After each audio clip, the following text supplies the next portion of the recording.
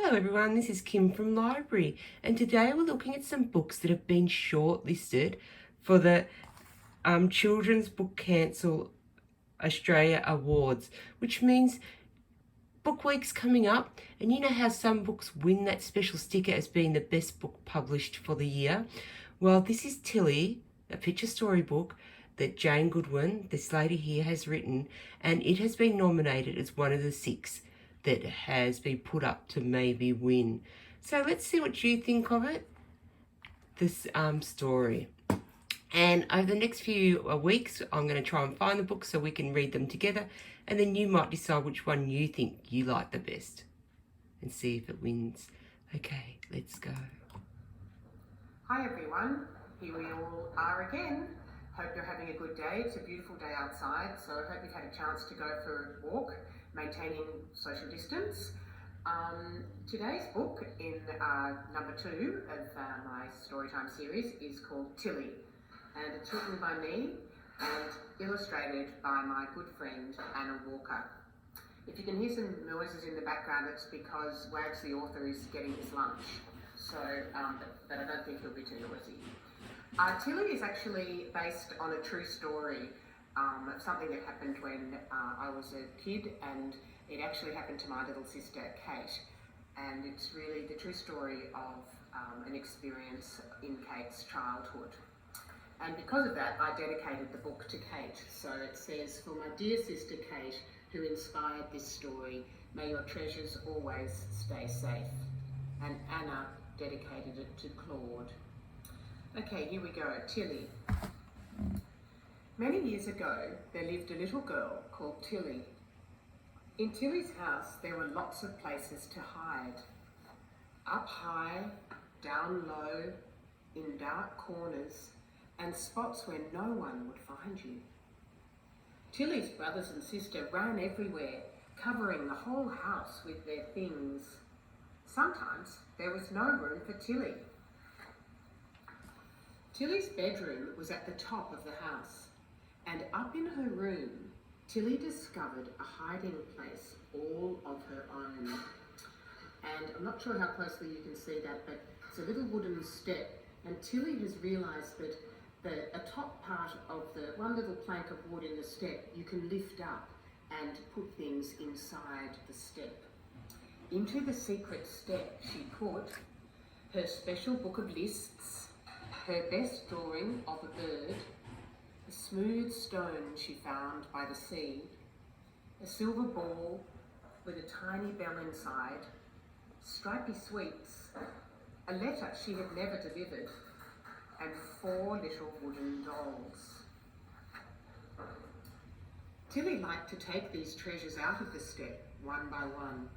She wrote in her book and decorated each list. She wore the silver ball around her neck. It rolled cool against her skin, and the tiny bell rang out as she moved, playing a soft, tinkling tune just for her. Sometimes Tilly played with her precious things.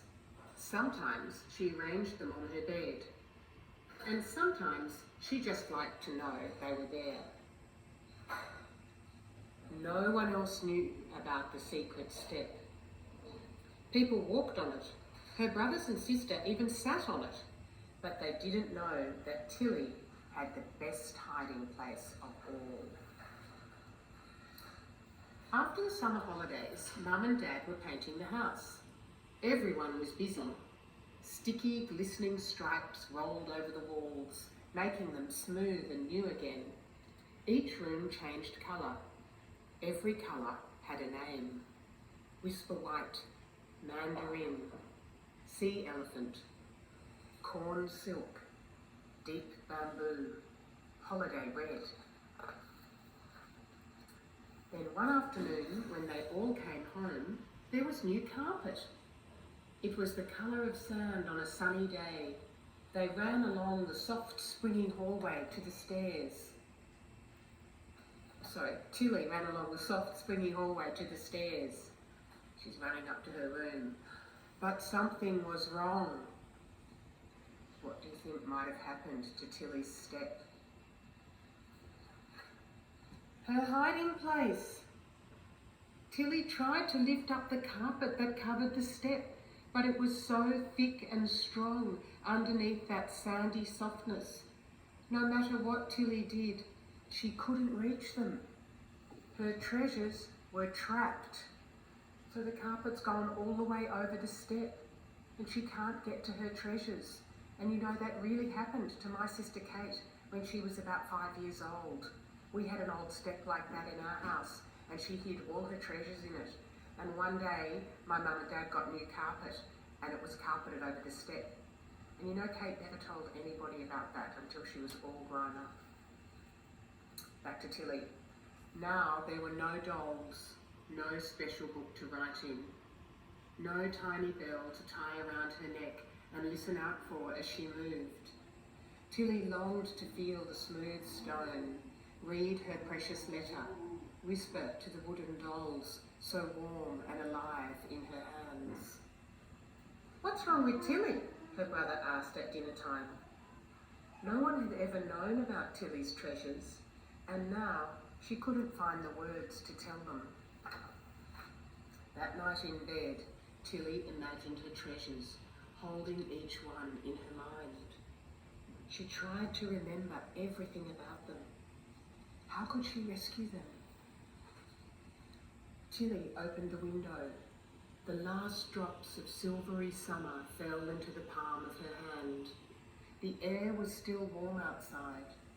It was very dark between the stars. Sometimes Tilly felt so small in the world. She closed her eyes. The next morning, Tilly went and sat under the tree that grew up to her window. Morning became afternoon. Leaves drifted down. "I miss you," whispered Tilly.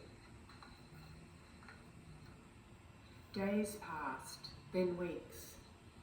Tilly gathered other special things and found a new place for them.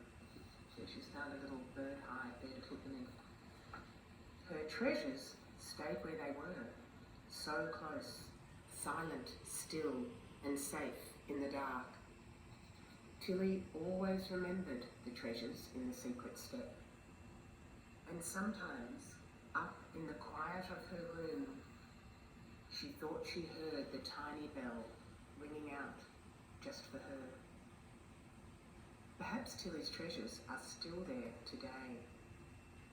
And that's the end of the story of Tilly. So we're going to stop there. And that was very special to have the author actually reading her book.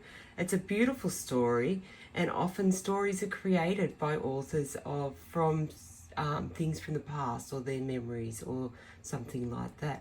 What did you think of that book? Be interesting to know. Okay, it actually ended very differently to what I thought. Okay, have a great day, and we'll look at another one next week. Bye.